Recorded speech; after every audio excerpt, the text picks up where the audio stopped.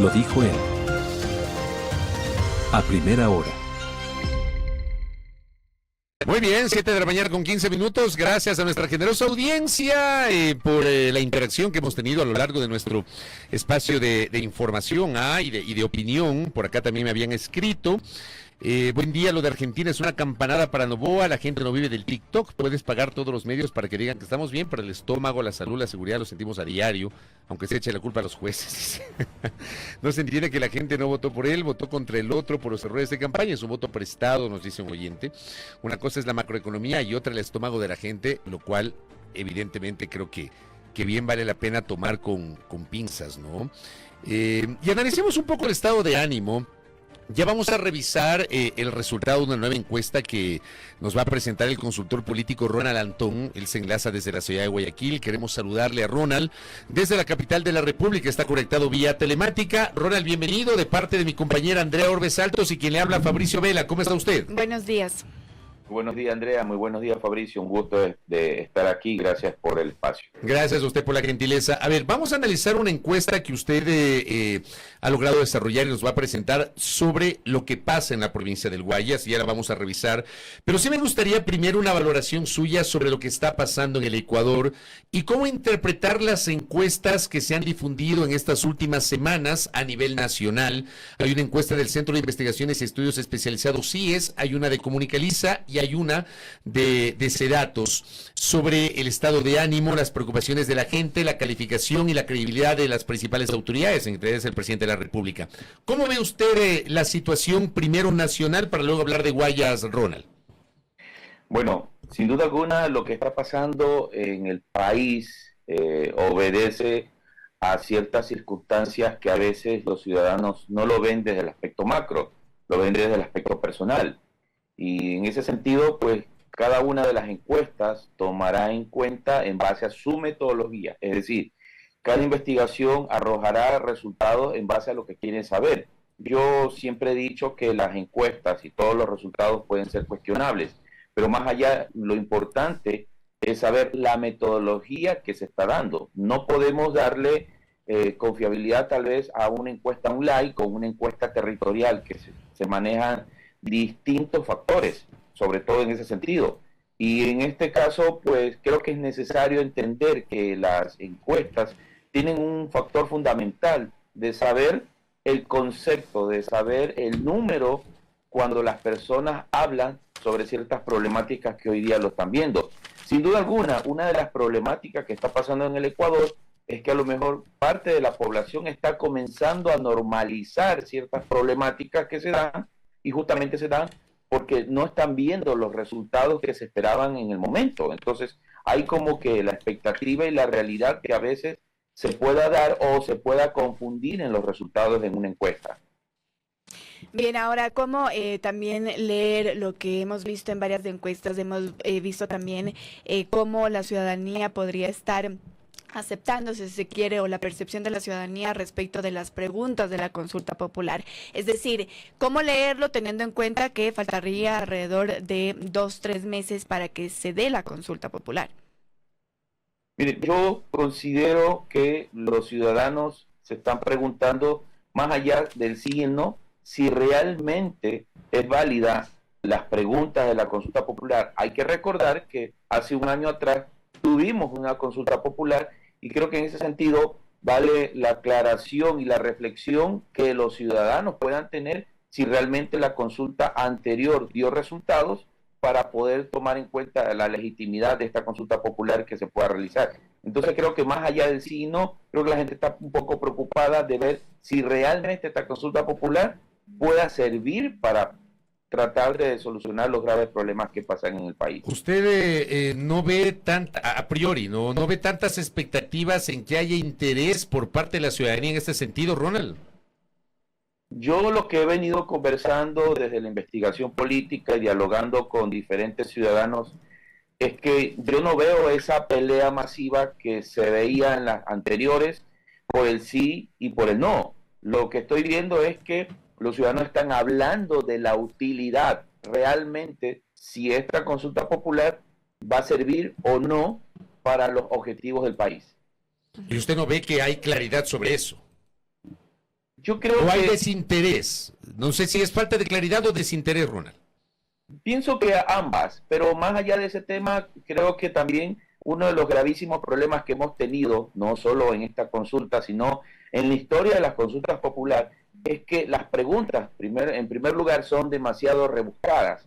Y si nosotros le preguntamos a los ciudadanos de a pie, ellos como que no profundizan ese tema, tal vez por la falta de información, por la falta de cultura política, por la falta de esa cultura del deber ciudadano de informarse acerca de las enmiendas que se puedan hacer mediante un referéndum o una consulta. Entonces, por lo tanto, ya hay muchas personas que ya le han puesto un poco de desinterés en base a las preguntas y la real situación que pueda tener un fondo de esa pregunta. Ujú. Vamos ahora a la percepción que se tiene del presidente Daniel Noboa. Varias encuestas han dicho que se ha reducido respecto de lo que se tuvo en abril. Voy a leer textual lo que dice la del CIES. El periodo postelectoral se caracterizó por un fuerte optimismo ciudadano, con niveles de aprobación presidencial en el consolidado, que alcanzaron el 64% en abril y el 60% en mayo. La caída significativa de la aprobación entre abril y junio, del 63 al 43% en Quito y del 65 al 42% en Guayaquil, evidencia una tensión entre las expectativas inmediatas y la complejidad de abordar problemas estructurales persistentes. Pero yo le quiero preguntar aquí si realmente es una caída significativa o, digamos, es un proceso casi normal que haya esta caída de la percepción del presidente Daniel Noboa. Yo creo que es normal, primero porque no se ha visorado los diferentes resultados que ante la expectativa y la realidad los ciudadanos esperan. Ahora, lo que yo considero es que va a pasar el tiempo y si las crisis se siguen agudizando, es por ende que muchos de los ciudadanos puede comenzar a aumentar el pesimismo en cuanto a la gestión de gobierno. Yo creo que el presidente Noboa comenzó con un buen número aceptable y creo que todavía aún se puede estar manteniendo, puede recuperarse, pero todo dependerá de la calidad de gestión como gobierno que pueda hacer. Y si no están dando los resultados, pues bueno, podríamos ver que ese negativismo pueda aumentar a finales de año. Correcto. Vamos revisando la encuesta que ustedes han desarrollado. Es importante primero presentar la ficha técnica a Ronald. Le pido que lo haga, por favor. Siempre yo le digo a la audiencia que lo primero que tiene que revisar una encuesta es la ficha técnica, saber cómo se dio, evidentemente, para que sepa que es una encuesta real. Háblenos de la ficha técnica, Ronald, por favor, de la encuesta que ustedes como Comunicación Política Ciudadana han presentado. Bueno, nosotros en la ficha técnica siempre vamos a mostrar, y en ese sentido, que es una metodología y en ese sentido pues es una investigación cuantitativa, numérica, que se sobreentiende en esa manera, de tipo aleatorio simple, es decir, escogiendo también, viendo las personas y la predisposición de las personas. En ese sentido también es una encuesta hecha cara a cara, visitando los hogares de aproximadamente 22 cantones, sobre todo en el caso de esta investigación en el Guayas. Estamos hablando de aproximadamente 1.870 entrevistados que se vino realizando desde el 8 hasta el 12 de agosto. Ahora, ¿qué arroja este tema? Arroja varios tipos de estados de ánimo, ¿sí? Y sobre todo porque también tocamos el tema del número de muestras. La confiabilidad del 95% tiene más o menos 2.27 en cuanto a lo que es margen de error. Aquí quiero hacer un paréntesis. Es importante que esta encuesta es de orden académico, no está dentro de los procesos electorales y sobre todo en este tiempo, como no es electoral, los ciudadanos tienen mayor predisposición para hablar. Y en ese sentido, pues, una encuesta hecha de boca a boca creo que da una referencia de la realidad que pueda estar pasando, sobre todo en el caso de investigar, que es la provincia de Guayas. Empecemos con la parte del estado de ánimo. Póngame el gráfico, por favor, Diego. En el estado de ánimo que está en la pantalla, ¿con qué se encontraron ustedes, Ronald? Bueno, creo que encontramos con un pesimismo que hay sobre la población. Lo que a mí me preocupa de este pesimismo es que a lo mejor muchas personas comienzan a normalizar las graves problemáticas que está pasando, sobre todo en la provincia del Guayas. Una situación que estamos hablando casi del 70%, faltaba un punto para el 70% de una situación mal, y contrastado a lo positivo que suma 11%, yo creo que estamos hablando de una realidad muy decadente, sobre todo en la percepción que los ciudadanos guayacenses tienen en base a la situación de la provincia de Guayas. Y precisamente lo que usted dice, lo que se mira también hacia futuro, y tenemos incluso el otro gráfico que es de la pregunta: en los próximos años, ¿cómo cree que va a estar la situación? ¿Peor, igual o mejor que ahora? Es, digamos, un poco lo que usted decía, ¿no? Concuerda con lo que nos decía de la gente tal vez se está acostumbrando.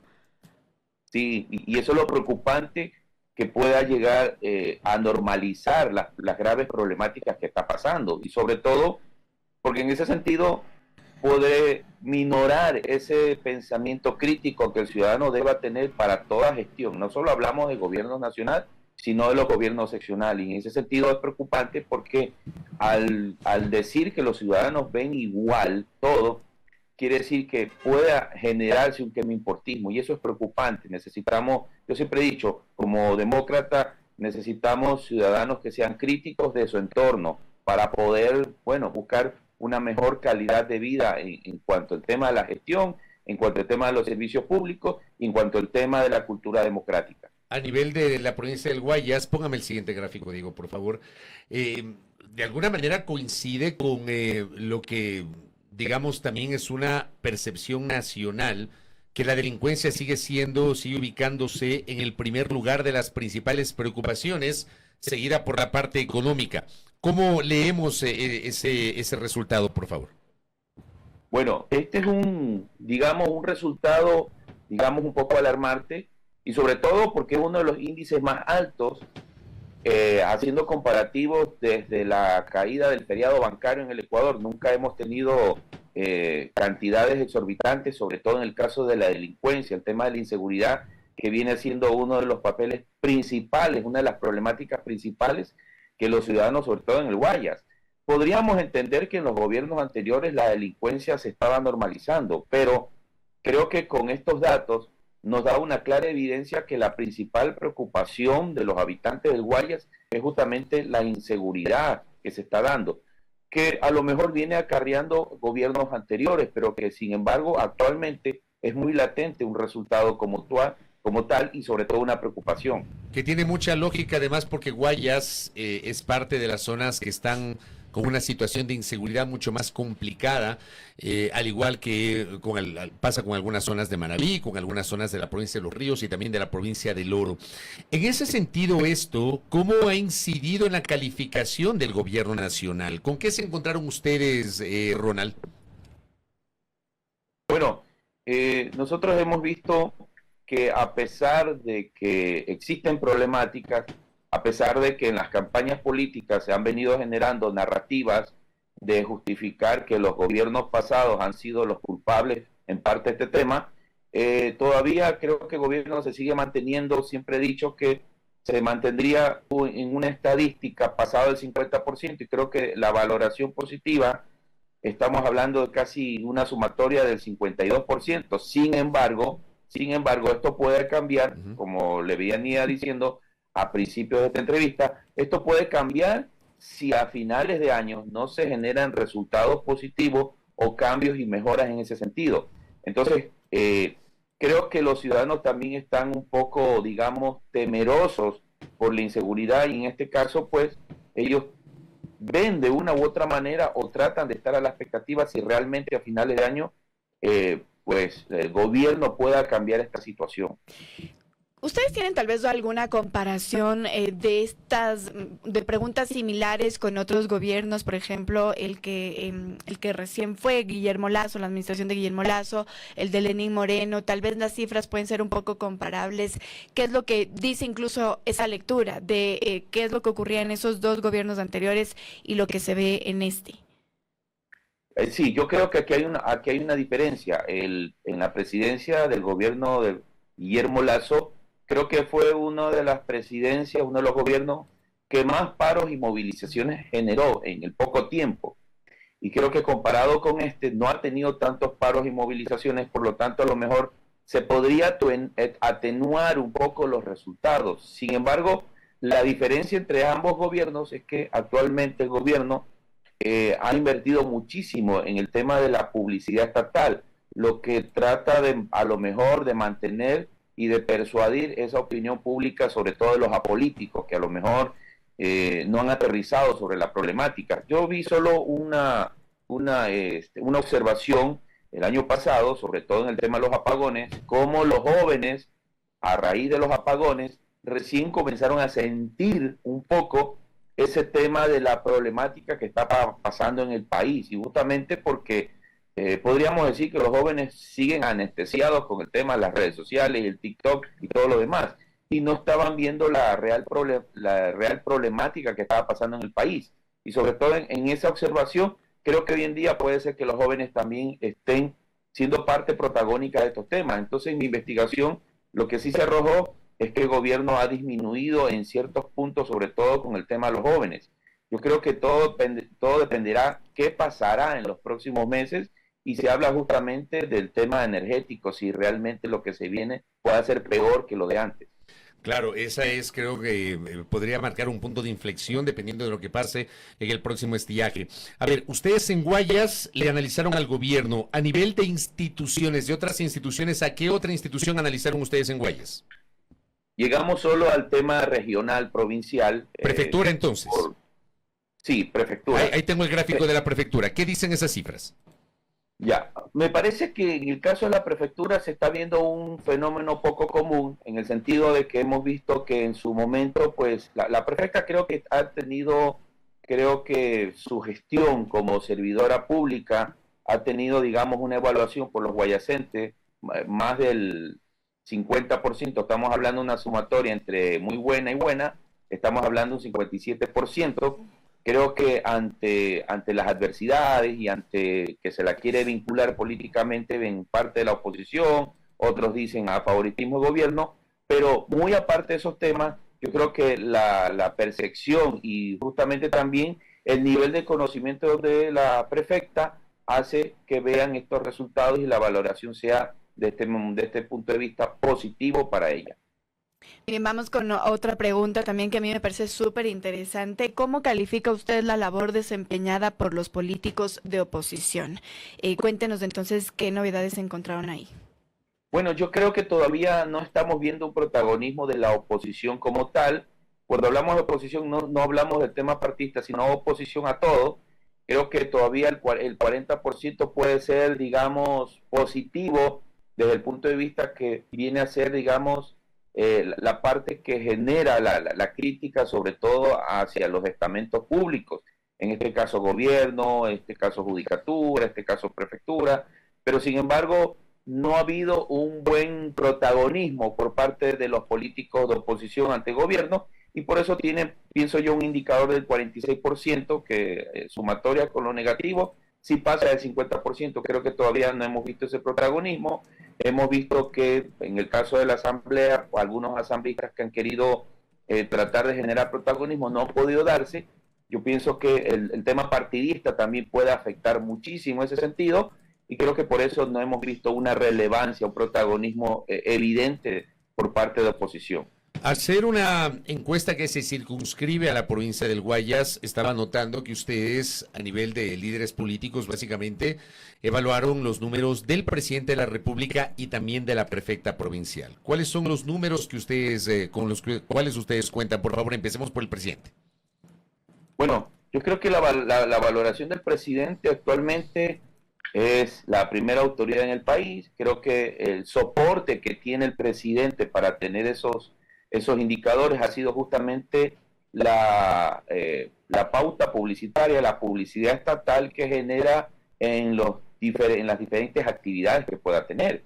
Entonces, me parece que todavía se mantiene, a pesar de que se ha disminuido con respecto a los índices a comienzos de año que bordeaba o pasaba del 65%. Creo que en ese sentido todavía se sigue manteniendo. Estamos, digamos, a mediados de año. No podría saber si realmente pueda disminuir o aumentar. Todo dependerá de la gestión del gobierno, pero creo que todavía se sigue manteniendo, a pesar de la crisis, y a pesar de los indicadores de la delincuencia que son muy altos, creo que, y pienso yo que uno de los soportes que el presidente tiene justamente la publicidad nacional que hace en los diferentes medios digitales, en los diferentes medios nacionales, creo que es lo que le ayuda a mantenerse en esas cifras. Pero en el caso del presidente le pregunto, porque claro, hay unas cifras, pero también hay que revisar la tendencia. Yo le pregunto si la tendencia es a la baja o es estable. ¿Cómo está la tendencia del presidente?